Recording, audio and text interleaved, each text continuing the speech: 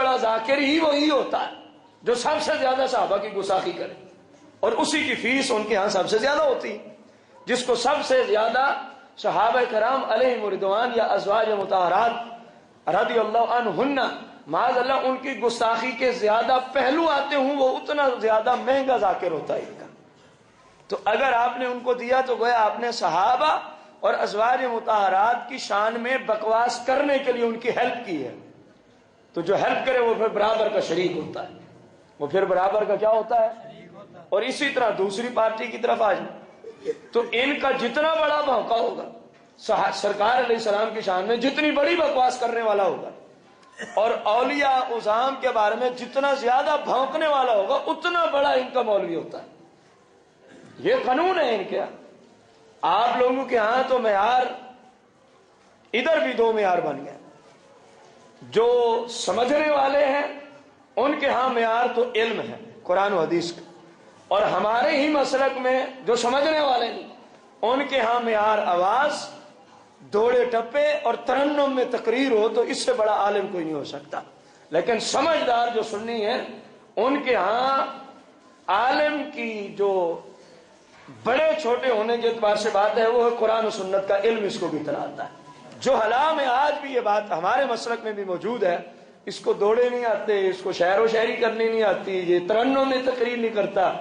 یہ باتیں جہالت کی علامات ہیں۔ علم کی علامت قرآن و سنت سے اپنے مسئلے کو ثابت کر دینا ہے۔ اب نہ تو آپ گستاخان رسول کو دے سکتے ہیں، کوئی بھی نفلی صدقہ ہو، وجوبی تو ادا ہی نہیں ہوگا نا سرے سے۔ زکوٰۃ کسی نے اگر گستاخوں کو دی ہے 1,00,000 روپیہ تو اس کو 1,00,000 زکوٰۃ ادا کرنا فرض ہے ابھی بھی اس پر، وہ پیسے ضائع ہو گئے، وہ پیسے کیا ہوئے ہیں۔ اسی طرح جس نے 1,00,000 روپیہ صحابہ کے گستاخ کو زکوٰۃ دے دی تو اس کی زکوٰۃ ادا نہیں ہوئی، قیامت کے دن پوچھا جائے گا تو نے 1,00,000 زکوٰۃ کیوں نہیں دی تھی؟ کیونکہ زکوٰۃ کے لیے اسلام نے مقرر کیا کہ ایسے لوگوں کو لگتی ہے، وہ بد مذہبوں کو زکوٰۃ نہیں دے سکتے، زکوٰۃ بد مذہبوں کو۔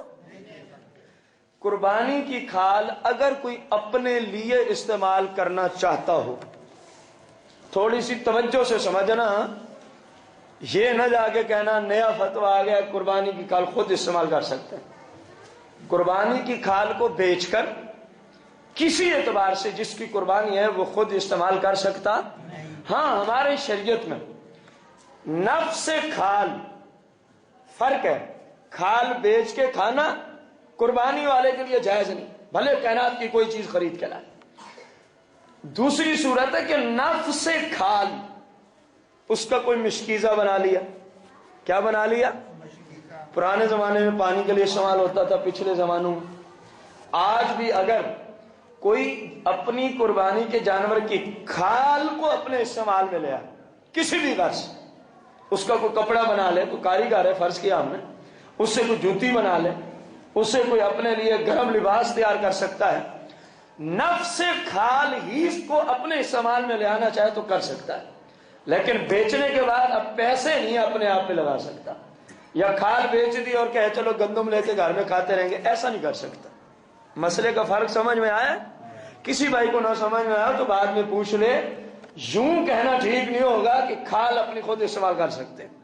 یہ جملہ غلط ہے۔ ہاں نفس سے کھال کی کوئی چیز بنا کے اپنے پاس رکھیں تو اسلام نے اجازت دی ہے، وہی کھال اس سے کوئی چیز آپ تیار کر سکتے ہوں اور اپنے استعمال میں لے آئیں تو اسلام نے اس کی کیا دی ہے؟ مثلا آپ اس کو مسلح ہی بنا ڈالیں، فرض کیا ہم نے، جب آپ نے اس کو دباغت دے دیا، اس کو آپ نے رنگ کر دیا یا کروا لیا، اب اس پہ نماز بھی جائز ہوگی، اب اس پہ نماز بھی کیا ہوگی؟ جائز ہوگی۔ تو نفس سے کھال استعمال کرنا اور چیز ہے، جانور کی کھال بیچ کر اس سے کوئی چیز لے آنا وہ اور چیز ہے، اس کی اجازت نہیں ہے، پہلے مسئلے کی اجازت ہے۔ اب کوشش کیا کرنی ہے آپ نے؟ قربانی کے جانوروں کی کھالیں نمبر 1 اہل سنت کو، اور نمبر 2 کوشش کرنی ہے اگر ممکن ہو، میں یہ نہیں کہتا کسی کا غریب رشتہ دار مستحق بیٹھا ہو وہ ہمارے مدرسے میں آ کے دے، میں یہ جملہ نہیں بول، کیونکہ پہلا حق پھر اس کا بن جاتا ہے۔ پہلا حق سرکار کی حدیث مبارکہ ہے، کسی کا غریب رشتہ دار مستحق رشتہ دار ہو اور وہ صدقہ دوسری جگہ جا کے دے فرمایا مجھے اللہ کی قسم ہے میرا رب اس کے صدقے کو قبول ہی نہیں کرتا۔ اور ہمارے ہاں مسئلہ الٹ ہے، ہمارے دور میں مسئلہ کیا ہے؟ الٹ ہے۔ اس رشتہ دار کو ₹1,00,000 میری زکوٰۃ بنتی ہے، میں نے دی، یہ تو کل میرے سامنے ہو جائے گا، یہ تو خوشحال ہو جائے گا۔ ہمارے یہاں یہ نظریہ، اور اسلام نے کتنا پیارا نظریہ دیا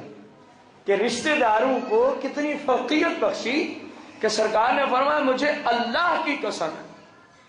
جس کا قریبی رشتہ دار مستحق بیٹھا ہو وہ کسی اور کو جا کے دے، فرمایا میں اللہ کی قسم اٹھاتا ہوں میرا رب اس کا صدقہ ہی قبول نہیں کرتا۔ سمجھ میں آئی بات کہ نہ آئی؟ اور ہمارے نظریے کہاں پہنچے؟ اگر میں اس کو سالانہ اپنا صدقہ دیتا رہوں، زکوٰۃ دیتا رہوں، یہ تو میرے برابر ہو جائے گا، اس کے گھر میں تو خوشحالی آ جائے گی، یہ تو کپڑے پہننے والا پھر نظر آنا شروع ہو جائے گا، اس کی اولاد تو میری اولاد کے کیا ہو جائے گی؟ اور میرے بھائی تو نہ دے، سرکار نے قسم اٹھائی ہے تیرا صدقہ ہی قبول نہیں ہوگا۔ واقعی وہ مستحق کو، شرط یہ ہے کہنے سے کوئی مستحق نہیں بنتا، شریعت اس کو مستحق سمجھتی ہو۔ اس کے بارے میں آپ کو مفتیوں سے پھر رابطہ کرنا ہوگا کہ اس طرح کا ہمارا ایک رشتہ دار ہے، وہ کہیں اس درجے کا مستحق تو نہیں جس درجے پہ جا کے سرکار نے قسم اٹھا دی تھی کہ اس کو نہ دیا تو تمہارا صدقہ ہی قبول۔ یہ معیار نہ خود پرکھ سکتے ہیں آپ الا وہ کہ جو خود یہ مسائل جانتا ہو، جو خود یہ مسائل جانتا ہو کہ زکوٰۃ کا مستحق کون ہوتا ہے، زکوٰۃ کا مستحق یا زکوٰۃ کا مسئلہ ہی نہیں ہے۔ میرا بھائی، فرض کرتا ہوں میں، ہے نہیں ایسی صورت، فرض کرتے مثال دیں، میرا بھائی یا میرا بھتیجا یا میرا بھانجا، اس طرح کے قریبی رشتہ دار، کوئی بیچارہ انتہائی مریض ہو چکا ہے، کمانے سے ہو گیا مریض ہو گئے، کوئی فیکٹریوں کا مالک تو تھا نہیں، بھلے بستر پہ بھی پڑا ہے تو نظام چلتا رہے گا، مزدوری کرتا تھا، فرض کیا ہم نے، اب جو کچھ گھر میں تھا وہ بھی چلا گیا، اب میں نے نفلی صدقہ بھی کرنا ہے تو سب سے عظیم ثواب یہی ہے کہ میں اس کو دوں، اس کے گھر کی ضرورت کو پورا کروں، اس کے گھر کی ضرورت کو، یہ میرے اوپر اسلام نے حق رکھا ہے۔ اور اگر میرے اندر وسعت ہے، صدقہ نہ بھی کرنا ہو تب بھی مجھے حکم ہے کہ میں اس کی ہیلپ کروں، کیونکہ وہ میرا رشتہ دار ہے یا میرا ہمسایہ ہے یا میرا کیا ہے، تو سرکار کی حدیث مبارکہ نے 3 مرتبہ قسم اٹھائی۔ مسند امام احمد بن حنبل میں یہ حدیث موجود ہے، الترغیب والترہیب میں بھی موجود ہے کہ اللہ کی قسم وہ مسلمان نہیں، اللہ کی قسم وہ مسلمان نہیں، اللہ کی قسم وہ واللہ لا یؤمن، واللہ لا یؤمن، واللہ لا یؤمن۔ کیلا سرکار کے صحابہ تڑپ گئے، یہ تو ہم ہے نا، ہمیں اثر کچھ نہیں ہوتا ایسی باتوں میں، صحابہ تڑپ اٹھے، یا رسول اللہ یہ کس کے بارے میں 3 بار قسم اٹھائی جا رہی ہے کہ وہ مسلمان ہی نہیں ہے، وہ مسلمان ہی نہیں ہے، اللہ کی قسم وہ تڑپ اٹھے تھے۔ سرکار نے فرمایا میں نے اس کی بات کی ہے جو خود تو سیر ہو کے کھائے اور اس کا ہمسایہ بھوکا بیٹھا ہو وہ اس کی دیکھ بھال نہ کرے، وہ اس کی، یہ صرف کھانے تک بند نہیں ہے حدیث، خود تو ہر اعتبار سے سکون میں ہے، وہ بیماری میں اس قدر مبتلا ہے، بھلے ہمارا رشتہ دار نہ بھی ہو، صرف قریبی ہمسایہ ہو، ہمارے اوپر ضروری ہو جاتا ہے اس کی مدد کرنا، اس کی ہیلپ کرنا۔ اسلام نے تو اتنا پیارا نظام دیا ہے معاشرت کا، ایک دوسرے کے ساتھ صلہ رحمی کا، لیکن ہم ہیں، ہماری تو کوشش ہے اس کو مرنا چاہیے، اس کو مرنا چاہیے، ہماری محبت ہے آپس میں۔ ادھر اسلام کو دیکھیں ہمیں کس طرح دیکھنا چاہتا ہے، فرمایا اللہ کی قسم وہ مسلمان ہی نہیں ہے جو اپنے قریبی ہمسایہ کی مشکل میں اس کے کام نہیں آتا، مشکل میں اس کے، اور ہم 24 گھنٹے ہمسایوں کو ذلیل کرنے پہ تلے ہو، کبھی ان کی عزت کو چھیڑیں گے، کبھی ان کے کسی اور معاملے کو چھیڑیں گے، بس اللہ معافی کرے جو ہمارے اندر ہے وہ آپ سب کو پتہ ہی ہے، کہنے کی اور مثالیں دینے کی حاجت ہی کیا ہے۔ کھال کا مسئلہ سمجھ میں آ گیا؟ یہ اصول اس لیے عرض کیا تھا کہ مجھے تمام جزیات نہ بتانی پڑے، نفلی صدقہ ہے سوائے اپنے اس جگہ، اور تمام نفلی صدقے خود بھی بندہ کھا سکتا ہے، لیکن اس جگہ کیونکہ وہ کھانے کی چیز نہیں، کھانے کی بیچ کر کوئی چیز لے کے نہیں کھا سکتا، اور وہی مسئلہ کہ تمام نفلی صدقہ خود استعمال کر سکتا ہے، یہاں دوسری شک میں آ رہا ہے کہ خود نفس کھال کو استعمال میں لے آنا چاہے تو اسلام نے کیا دی ہے؟ اجازت دی ہے۔ اب آ گیا مسئلہ جانور کے گوشت کا۔ سب سے بہترین طریقہ یہ ہے کہ جتنا گوشت آپ کے حصے میں آیا قربانی کا، اس کو پکڑ کے اسی درجے کا جس درجے کا آپ کو ملا ہے، بغیر اس تخصیص کے کہ ہڈیاں اس طرف نکال دو،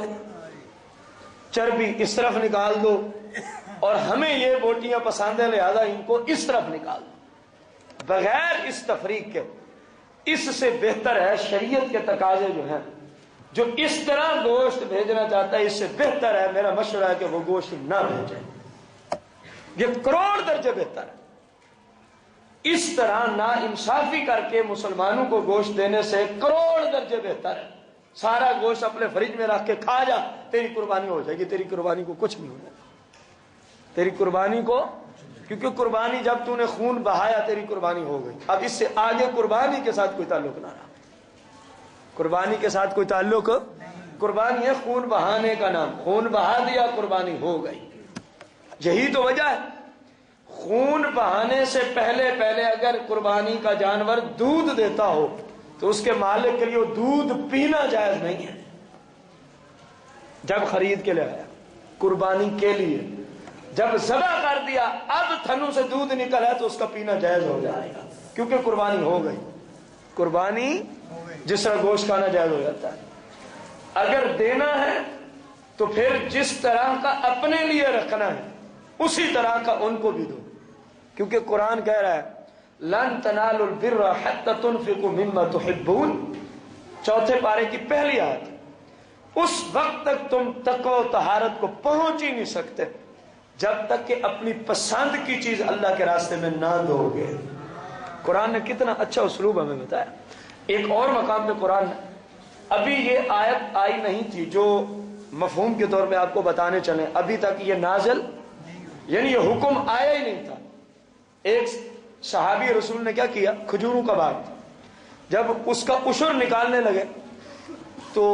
وہی کھجوریں دیں جو ان کو اپنے لیے پسند نہیں تھی، جن کا منڈی میں ریٹ تھوڑا لگتا تھا، سادہ لفظوں میں چلو عشر ہی دینا وہ دے دیتے ہیں، اور ابھی تک حکم نازل ہوا بھی نہیں تھا، یہ ان کی برکت سے حکم آیا تھا۔ کوئی اس طرح نہ چلا یا کیا صحابہ بھی یوں کیا کرتے تھے؟ بھائی ابھی شریعت کا حکم ہی نہیں آیا تھا، ابھی تک شریعت کا حکم ہی، جس طرح ابتداء اسلام میں معراج کے سفر سے پہلے صحابہ صرف 2 نمازیں پڑھا کرتے تھے، اب بندہ کہے جی صحابہ 2 نمازیں، تو بھائی 5 کا حکم ہی نہیں آیا تھا، 5 نمازوں کا حکم ہی تو بے نہیں، یہاں وہی صورت۔ تو انہوں نے کیا کیا، جو کھجوریں ہلکی تھیں نکال دی، سرکار کی بارگاہ میں پہنچے، جناب جبریل امین آ گئے۔ جناب جبریل آپ دیکھیں وہ کتنے اللہ کی بارگاہ میں پہنچے ہوئے لوگ تھے، اگر ان سے کوئی ایسا مسئلہ ہو جاتا تو ان کے حق میں رب قرآن کو نازل کروا دیتا، ان کے حق میں رب قرآن کو، گویا صحابہ کرام کو قیامت تک کے مسلمانوں کے لیے دین سمجھانے کا ذریعہ بنایا گیا۔ اگر وہ یہ نہ کرتے یہ آیت ہی نہ آتی، اگر وہ یہ نہ کرتے تو یہ آیت ہی، اسی لیے آئمہ نے لکھا صحابہ سے ایسے کام کروائے گئے تاکہ دین پورا ہو جائے، تاکہ دین کے معاملات کیا ہو جائیں، ان سے کروائے گئے، ان کو غلطیاں نہ سمجھا جائے۔ سرکار کی بارگاہ میں آیت لے کر آ گئے، مفہوم آیت یہ ہے، ایسی چیز کیوں اللہ کے راستے میں دیتے ہو اگر وہی تمہیں کوئی دے تو تمہیں پسند ہی نہ ہو،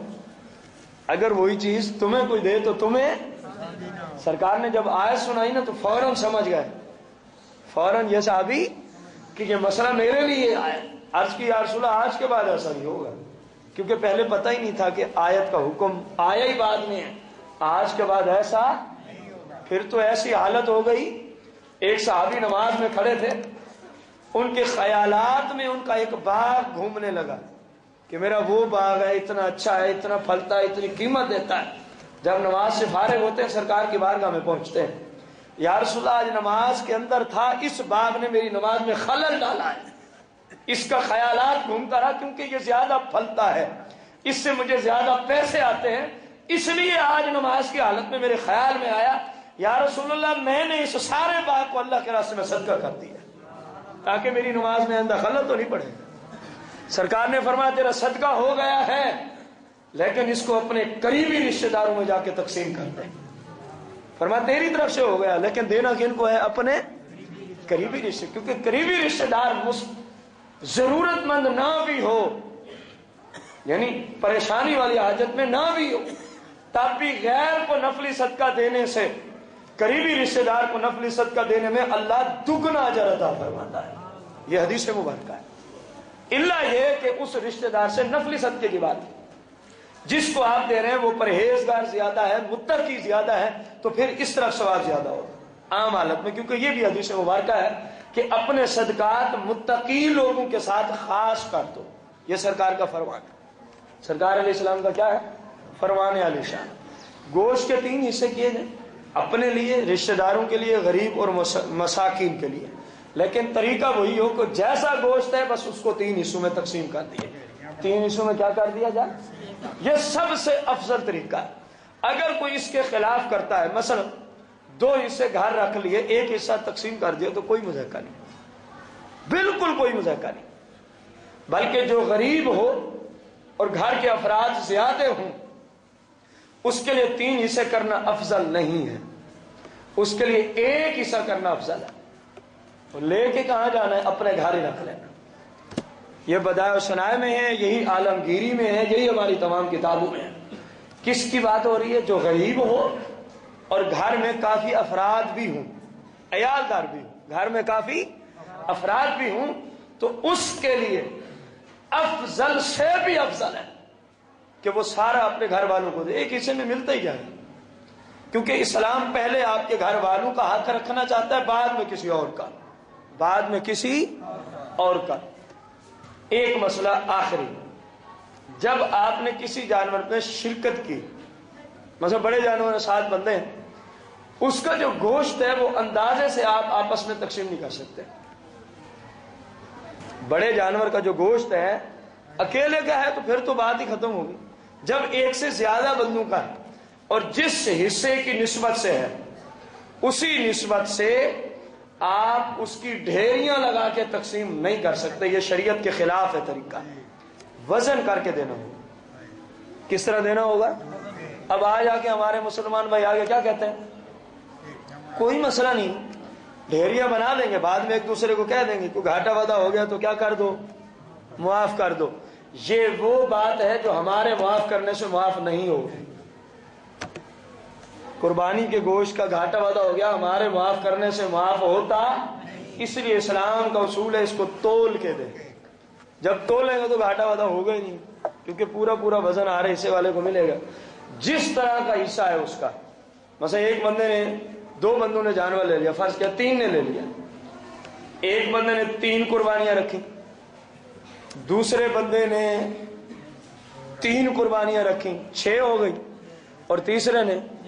تو اب اس اعتبار سے ہی وزن کیا جائے گا، اس اعتبار سے ہی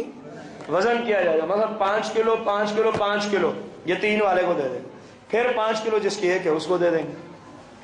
جو بھی ان کی نسبت ہے نا آپس میں، کیونکہ ضروری تو نہیں بڑے جانور میں 7 ہی ہوں، بساؤ کو تھوڑے افراد بھی ہوتے ہیں، اور یہ شرم بالکل درست ہے، جبکہ کسی کا حصہ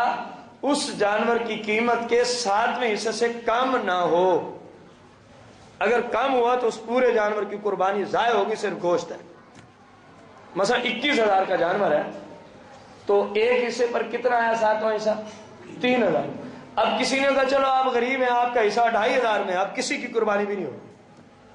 آپ نے یہ کرنا ہے تو 500 روپے آپ اس کو دے دیں، مالک بنا دیں، پھر اس کو کہیں دیا 2,500 تو آپ کے پاس تھا،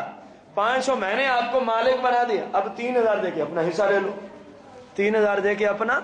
اللہ جل شانہ سے دعا ہے